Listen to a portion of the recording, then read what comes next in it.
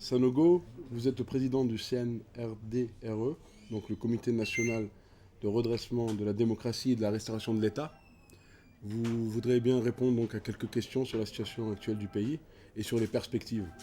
Donc pour commencer, est-ce qu'on peut considérer que le Comité national, donc le CNRDRE, maîtrise vraiment la situation sur le plan de la sécurité et d'éventuelles résistances de l'ancien régime donc, qui a été déchu en cette nuit de mercredi à jeudi dernier, donc du 20 au 21 mars 2012. Est-ce qu'on peut considérer qu'aujourd'hui la situation est maîtrisée, que nous sommes dans une situation favorable à engager donc votre projet de redressement national?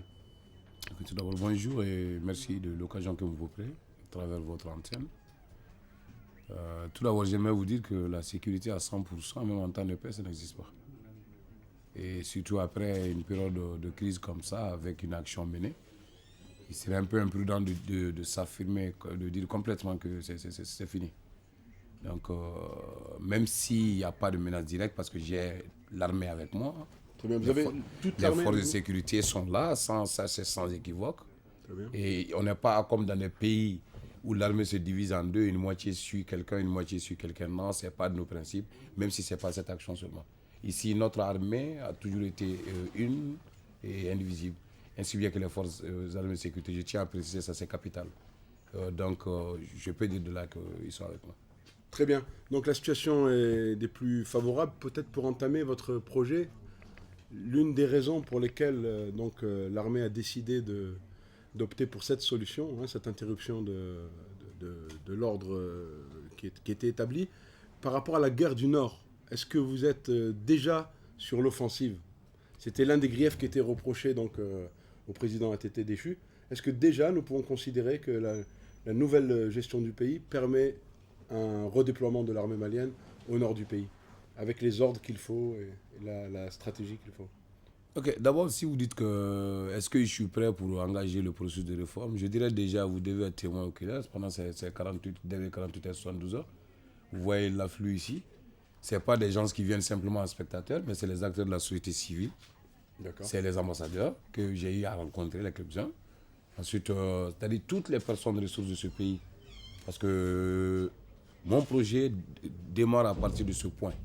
Écouter tout le monde, faire participer tout le monde et ensuite être sélectif. Quant au problème du Nord, si par exemple une crise nous a amené, moi et mes camarades militaires, avec toute l'armée et les forces de sécurité, une situation spécifique nous a amené à agir il y a 2 ou 3 jours. Et si vous me posez la question encore, si 48 heures après, je suis prêt encore pour relancer l'offensive, je crois que la question... Non, est-ce qu'une offensive est en cours? C'était un peu la question. Ça, vous savez, il n'y a pas d'opération militaire qui n'a pas quand même son silence. Très bien. Et qui n'a pas son silence. D'accord, en tout cas, le problème du Nord est déjà pris en main. Voilà ce que Le problème du Nord est déjà pris en main, mais encore une fois, je le dis, je privilégie toujours le dialogue. le dialogue. Comme vous l'avez dit lors du discours donc, à la Nation, je le précise pour les téléspectateurs, un discours à la Nation donc, pour le 26 mars, anniversaire des martyrs, a été prononcé par le président donc, qui est ici Mais présent. un dialogue sur le fait que l'intégrité du territoire reste non négociable. Très bien. Donc par rapport à la revendication indépendantiste du mouvement de l'Azawad. Très bien. Donc vous avez reçu, vous le disiez, la classe politique, la société civile, des diplomates aussi. Donc nous allons essayer de comprendre ce qui se dit dans l'ensemble, non pas dans les détails bien entendu, puisque on aura à le savoir peut-être plus tard. Mais quel est le thème principal de vos rencontres? Est-ce que c'est cette construction de la transition pour revenir à un ordre constitutionnel? Ou est-ce que ce sont des explications qui vous sont demandées? Ou est-ce qu'on est sur ces condamnations qui fusent à droite, à gauche, avant de vous rencontrer? Parce qu'il y a aussi des gens qui ont condamné le coup d'État qui sont venus vous voir, comme nous le savons. Donc quel est le thème principal? Est-ce que nous sommes dans une construction de ce qui va se faire, déjà avec les militaires, pour ce retour à l'ordre constitutionnel dont vous avez parlé lors du discours? À mon arrivée, j'ai précisé que j'ai un objectif avec mon équipe, avec mon groupe, avec mes hommes. Notre objectif n'est pas de nous éterniser ici. On est là, bien sûr, pour mettre au plus vite que possible, un processus de réforme qui passe rapidement par une feuille de route, l'installation d'un gouvernement technique, bien civil, restreint, d'accord. Mais bien sûr sous notre coupe, parce que c'est avec des objectifs qu'on s'est fixés. Parce que n'oublie pas que mon comité n'est pas que militaire. Ah, très bien, la précision est très Mon importante. comité n'est pas que militaire, je tiens à le préciser. Très bien. Il y a des intellectuels, il y a des bureaucrates. Donc l'expression junte militaire est abusive. En fait, c'est abusif, je l'ai précisé depuis le premier jour, c'est abusif.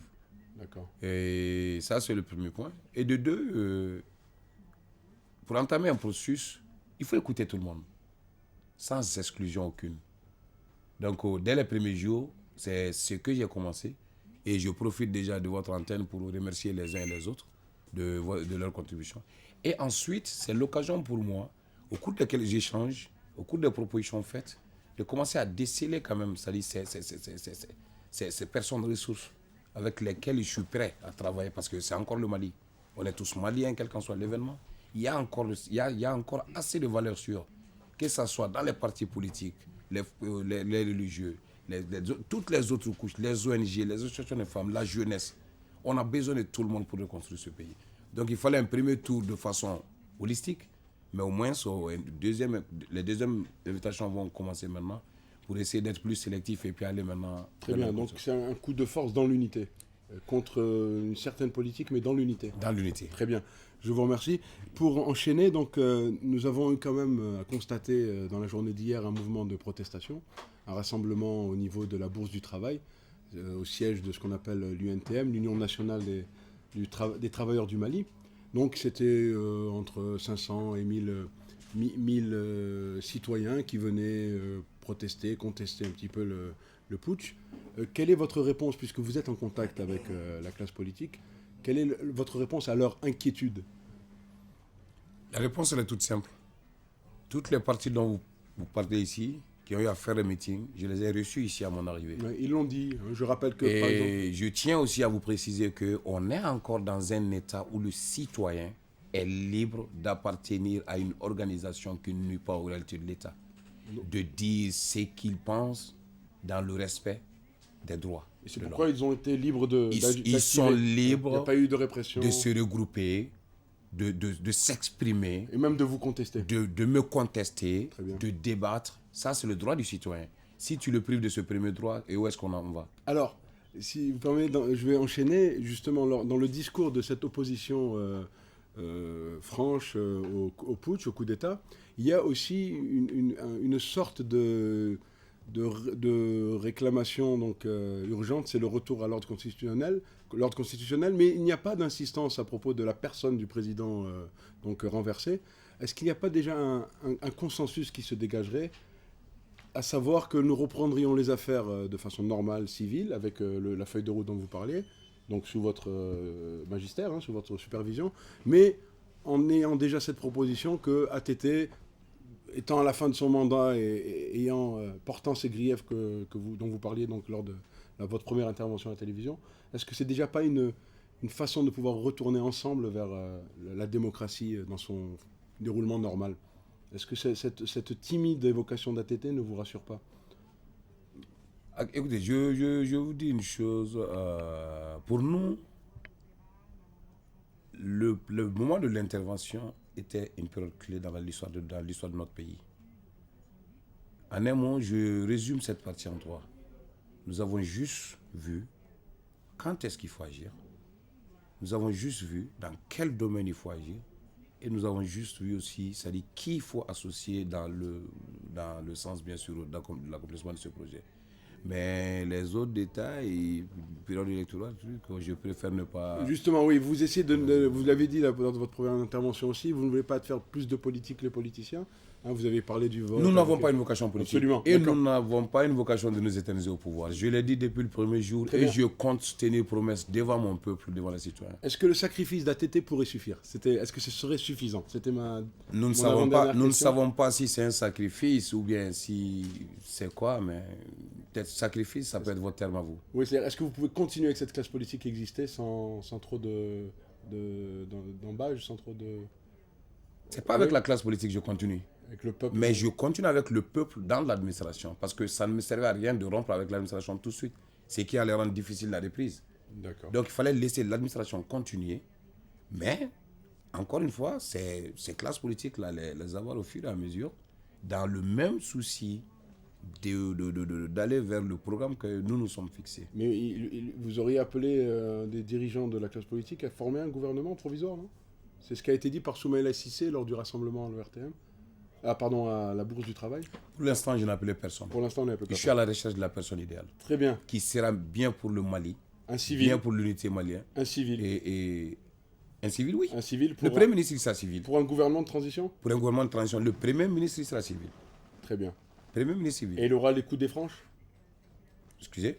D'accord. Très bien. Pour la dernière question, quel est le sort des personnes arrêtées, des officiels, des anciens ministres, de certains cadres?